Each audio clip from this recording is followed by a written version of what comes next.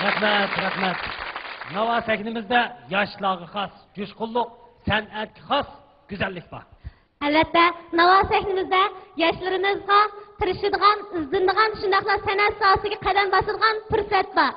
San'atsuvar xalqimizning qo'llab-quvvatlashi, adabiyot san'at sohasidagi ustozlarning qimmatli taklif fikr berishi bilan Nava sahnimiz san'atsuvar yoshlarimizning texmi gullab yashanishi uchun yaxshi sovrin hozirlab berdi. Anlagan Sajjat. Nimani? Tomoshabinlar anlanglar. Yana Oyguva?